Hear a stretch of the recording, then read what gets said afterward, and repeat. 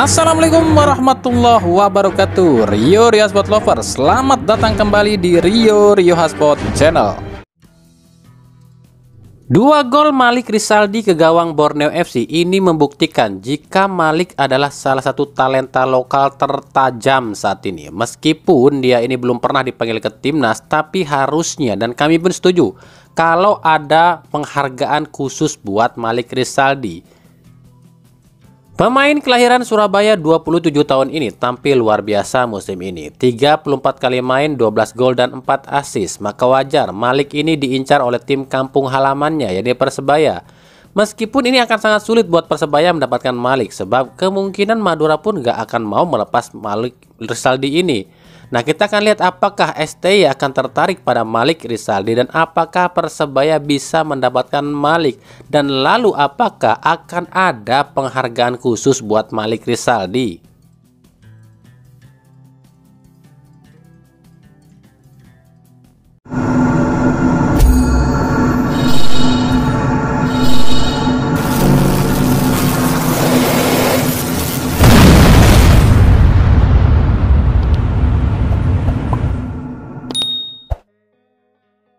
Dari Borneo FC, sepertinya salah satu kutukan Liga 1 masih berlaku ya. Tim yang paling banyak unbeaten di Liga ternyata memang nggak pernah jadi juara sih. Di tahun 2017 Persija itu 12 laga unbeaten, tapi juaranya justru Bayangkara FC. 2018 PSM unbeaten 10 kali, tapi juaranya justru Persija. 2019 Persikabo unbeaten 13 laga, tapi juaranya Bali United. 2021 Arema 23 kali lo unbeaten, tapi juaranya Bali United. Musim lalu Persib Bandung unbeaten 15 kali, tapi juaranya PSM Makassar. Dan musim ini Borneo ini unbeaten kalau nggak salah 16 atau 17 laga lah, tapi justru gagal di Championship Series. Nah, makanya benar ya yang kami pernah bilang kalau yang namanya piala reguler series kemarin itu cuma buat hiburan supaya nggak nyesek-nyesek amat lah. Udah capek-capek ngumpulin poin, di Champion Series nggak dapet trofi. Kebuktikan sekarang ucapan kami. Dan yang lebih mengenaskan lagi, setelah kami buka situs LIB soal regulasi Champion Series, ternyata yang lolos ke AFC itu adalah cuma juara dan runner up Champion Series loh. Peringkat 3 Champions Series itu hanya boleh main di playoff AFC Cup. Jadi jelas ya, kalau sesuai aturan yang lolos ke AFC itu adalah Madura United dan Persib Bandung yang mewakili Indonesia ya di kualifikasi AFC. Kalau ini diubah ya hancurin tuh LIB, ngapain rubah-rubah lagi.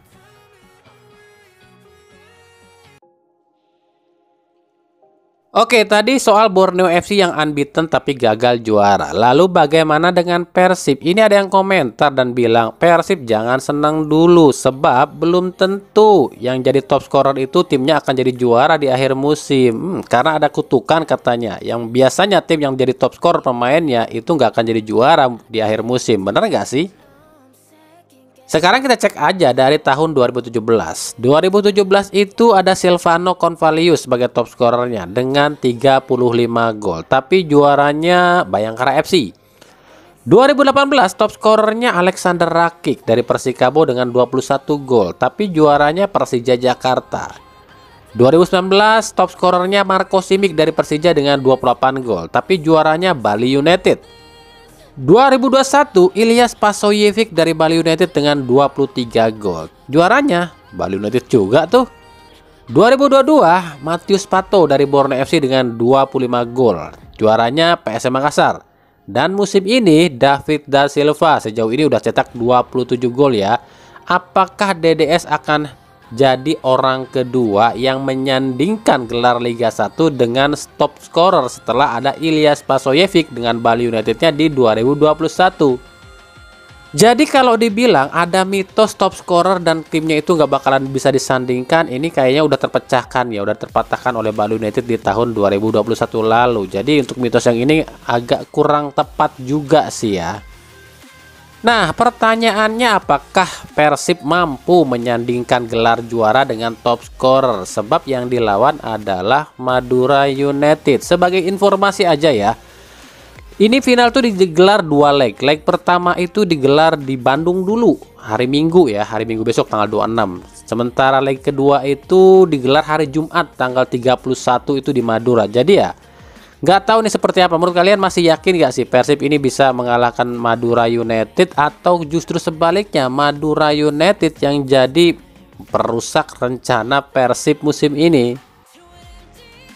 Dan tahukah kalian, dua tim ini adalah dua tim terakhir yang tersisa di Liga 1 2024 lalu. Dua tim ini tuh adalah dua tim yang pernah lolos ke semifinal di tahun 2014. Ya, musim ini tersisa dua tim ini yang pernah lolos di 2014.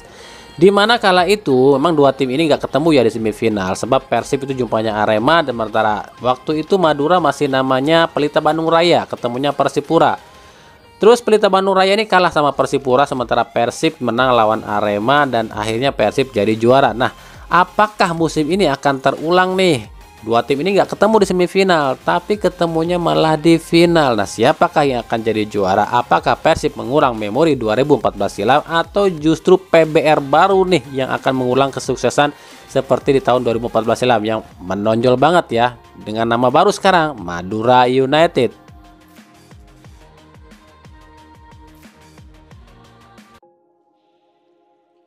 Oke, lanjut ya. Sebelumnya kami kembali mohon maaf kalau suara kami agak bindeng seperti ini, karena emang kami lagi sakit ini. Kami paksakan buat untuk membuat video ya buat kalian semua. Oke, dari timnas Indonesia nih, ini masih banyak aja yang bingung nih, yang bilang, "Bang, Indonesia kalau menang lawan Irak dan Filipina maka Indonesia akan lolos ke Piala Dunia ya?" Itu salah. Gini nih kami jelasin ya. Indonesia memang cuma butuh 3 poin lagi buat bisa mendampingi Irak ke round 3. Catat ya, baru round 3 loh ya. Kalau Indonesia mau lolos ke putaran final atau ke Piala Dunia secara otomatis ya, di round 3 ini minimal harus jadi runner up. Kalau enggak ya susah. Kan kami udah jelaskan nih skemanya, masa diulang-ulang mulu. Bukannya kami nggak mau ngulang-ulang lagi loh ya, tapi karena kondisi kami lagi sakit, agak berat buat kami mengulang-ulang skema untuk lolos Indonesia ke Piala Dunia. Nah, biar kalian lebih jelas lagi, simak aja video ini bagaimana caranya Indonesia bisa lolos ke Piala Dunia. Indonesia selangkah lagi dapat memastikan tiket ke ronde ketiga kualifikasi Piala Dunia 2026 zona Asia. Dua tim teratas masing-masing grup di ronde kedua ini akan lolos ke ronde ketiga. Di ronde ketiga nanti akan ada 18 negara yang dibagi ke dalam 3 grup. Masing-masing grup berisi 6 tim. Nah, 2 tim paling atas klasemen pada ronde ketiga ini akan lolos ke Piala Dunia 2026. Lalu di ronde keempat, peringkat ketiga dan 4 pada ronde 3 akan dibagi menjadi 2 grup, masing-masing 3 tim. Laga dimainkan di tempat netral. Hanya sekali berhadapan, juara grup lolos ke Piala Dunia 2026. Di ronde kelima, runner-up grup ronde keempat akan saling berhadapan pada laga 2 leg. Tim yang menang lolos ke Piala Dunia 2026, tim yang kalah akan bermain di Playoff Interconfederation.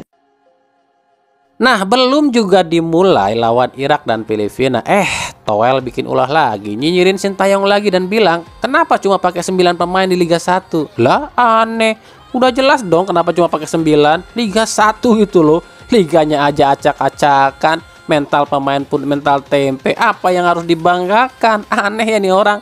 Makanya nih, dengerin ucapan dari Aldi Bawazir ini. Kenapa sih Toel ini tuh ngotot banget pengen nurunin Sintayong, dan ngotot banget pengen Indonesia ini kayaknya pengen hancur gitu. Nih dengerin Sri ya. Ayolah, open ya. Apa sih agenda kalian buat orang yang nggak suka STY, buat orang yang nggak suka progres tim ini? Ayolah, buka aja.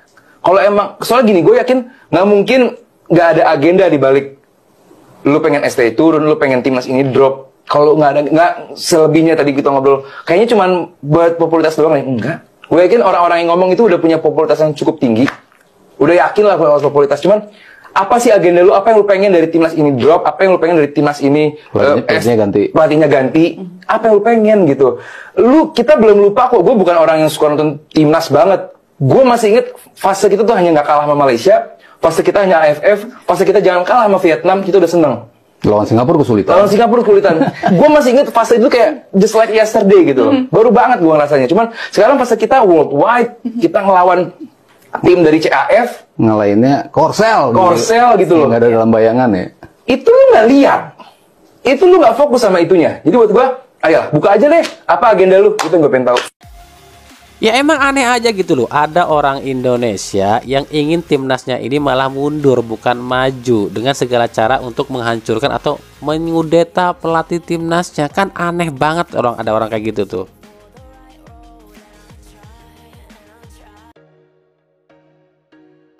Dari PSIS, inilah beberapa pemain asing yang kabarnya tengah di trial oleh PSIS. Catat ya, trial alias dicoba. Jadi PSIS ini nggak mau kayak musim lalu, ibaratnya kayak beli kucing dalam karung. Cuma lihat dari CV dan video, direkrut ternyata malah jeblok. Makanya untuk musim depan dicoba dulu nih pemain asingnya. Dan ada siapa aja sih mereka? Yang pertama ada Yevhen Bokashvili, ex-PSS Sleman, Ukraina striker. Yang kedua ada Adam Mitter, ex-Persita dan PSM asal Inggris, back. Yang ketiga ada Roger Bonnet, Spanyol, back. Yang keempat Reza Hedari, Finlandia, back. Yang kelima Derry Corvi, asal Inggris, striker. Dan yang keenam ada Gabriel Rolando, Italia, gelandang. Nah, kita akan lihat ada berapa nih pemain yang akan nyangkut di PSIS dan seberapa efektifkah cara ini.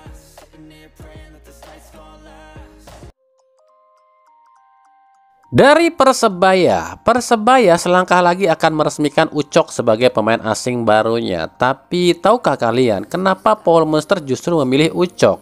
Sebab sebelum Ucok ada beberapa pemain yang diseleksi oleh Paul Munster seperti Karim Rossi, William Akio, Armando Bakayoko, dan lain-lain.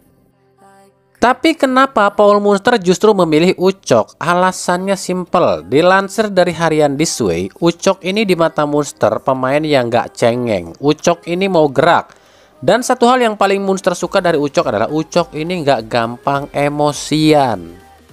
Makanya akan sangat menarik menunggu seperti apa Persebaya musim depan. Apalagi jika pakai 8 pemain asing. Sebab musim lalu pemain yang ada itu bukan pilihan Paul Munster ya. Kita akan lihat musim depan dengan pemain pilihan Paul Munster, apakah Persebaya akan jadi superior atau tidak. Oh iya, BTW kemarin ada yang nanya, kalau nggak salah dia nanya gini nih, Bang, itu kan regulasi 8 pemain asing, terus yang main di satu pertandingan itu 6 pemain, apakah yang 2 lagi boleh dimasukkan sebagai pengganti? Ya kira-kira kayak gitulah, saya lupa kemarin komentarnya kayak apa. Oke, kami ngerti sih maksud nih orang. Maksudnya gini nih, kan 8 pemain asing, terus yang boleh main kan 6 di babak pertama. Maksud dia kalau ada yang cedera dari 6 pemain asing ini boleh nggak digantiin tuh di situ sama yang 2 lagi? Itu maksudnya. Kami jawab ya, yang nggak boleh. Kalau itu namanya bukan 6 pemain asing dong dalam satu pertandingan, tapi 8. Tapi nggak apa-apa, kami seneng loh sama orang-orang kayak gini. Dia ini kurang paham bola, tapi nanya. Ini lebih bagus dibandingkan dia ini nggak ngerti bola, tapi malah ngehujat. Kan on namanya, dia udah nggak tahu bola, tapi malah ngehujat. Ya kalau lu nggak tahu, kalau nggak paham, mendingan nanya. Karena kan ada pepatah, malu bertanya, sesat di kamar. Kamar, jalan maksudnya. Oke, jadi gini, kita akan sedikit uraikan secara pelan-pelan. Kenapa para klub Liga 1 ini tuh pengennya pakai 8 pemain asing? Kita ambil contoh siapa yang paling komplit ya. Persib deh paling komplit saat ini, pemainnya 6 orang ya. Nah, dalam satu pertandingan itu kan Persib ini cuma bisa nurunin 6 pemain, yakni Kevin, Nick, Beto, Stefano, Ciro, dan DDS. Nah, kalau pakai 8 pemain asing berarti ada 2 lagi dong yang nggak main. Nah, 2 ini tuh buat cadangan, bukan cadangan saat itu ya, tapi buat cadangan besok. Kalau nanti ada yang cedera atau kartu merah. Contoh gini deh, di pertandingan melawan Nick Kuipers kartu merah, otomatis Nick nggak main dong 2 pertandingan. Nah, karena ada cadangannya 2 orang, contohnya cadangannya siapa ya, Paulo Josue dan Renan Alves dah. Nah, misalnya Nick ini kena kartu merah nih pertandingan ini, kan berarti 2 pertandingan nggak main, tapi ada gantinya si Renan Alves. Nah, itulah yang dimaksud kenapa klub-klub ini pengen pakai 8 pemain asing, karena biar ketika ada pemain yang kena kartu merah ataupun absen lantaran cedera dan akumulasi, mereka ini nggak usah bingung-bingung cari penggantinya, tapi udah ada spare-nya ataupun udah ada serepnya lah gitu. Paham ya? Ya, mudah-mudahan kalian paham sih dengan penjelasan kami. Soalnya kami juga agak repot nih ngejelasinnya karena lagi kondisi sakit kayak gini tuh membutuhkan energi yang kuat banyak juga sih buat ngejelasinnya. Ya, mudah-mudahan kalian bisa paham ya apa yang kami sampaikan. Dan juga kami mohon maaf kalau berita kami cuma nggak terlalu panjang karena posisi kami juga gimana ya, lagi sulit sih, bukan karena kami nggak bisa kemana-mana, lagi sakit juga. Ya, makasih banget yang udah menyaksikan video ini dan mengunjungi channel ini. Kritik dan saran selalu kami nantikan di kolom komentar atau di media sosial kami yang ada di bawah ini. Sampai jumpa di video-video kami selanjutnya dan salam Rio Riasport. Wassalamualaikum warahmatullahi wabarakatuh.